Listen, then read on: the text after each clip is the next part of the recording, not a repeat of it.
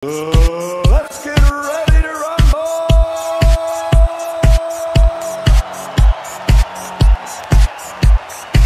Hello mga idol, for today's video pag-uusapan natin ngayon ang unang araw na practice ni Manny Pacquiao mga idol.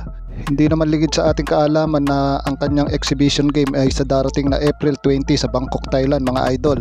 Kasama nga niya sa practice mga idol ang MP President na si Sean Gibbons mga idol, na kung saan ipinuri pa ang ating pambansang kamao. Kung saan ipinuri nga nito ang mabilis na footwork ni Manny Pacquiao mga idol, na kung saan ito ang nagpahirap kay Morales at Barrera. Dahil sa nakita nga niya na bilis at liksi pa ni Manny Pacquiao, willing pa siyang ihanap ng makakalaban nito mga idol, lalong lalo na sa mga kilalang pangalan sa pagdating sa larangan ng boxing mga idol.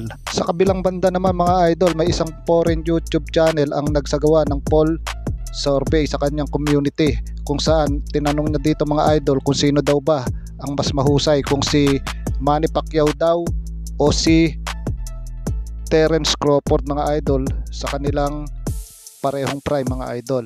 At lumabas nga sa resulta mga idol, ang nanalo doon ay si Terence Crawford, kung saan ay nakakuha siya ng 56% at si Manny Pacquiao ay 44% lamang mga idol.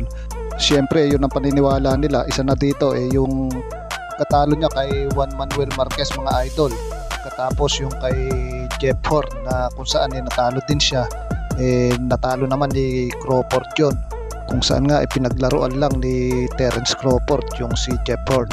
So wala tayong magagawa doon mga idol, dahil yun ang paniniwala nila. Pero kung ginanap naman dito sa Asia yun, ay malamang na si Manny Pacquiao wala lamang Saka naman sa dami naman na achievement, hindi naman kakalahati si Terence Crawford kay Manny Pacquiao. So hindi nila kayang burahin yung nagawa ni Manny Pacquiao, lalong lalo na yung 8th division na ginawa ni Manny Pacquiao. So malabo nila mapura yun mga idol.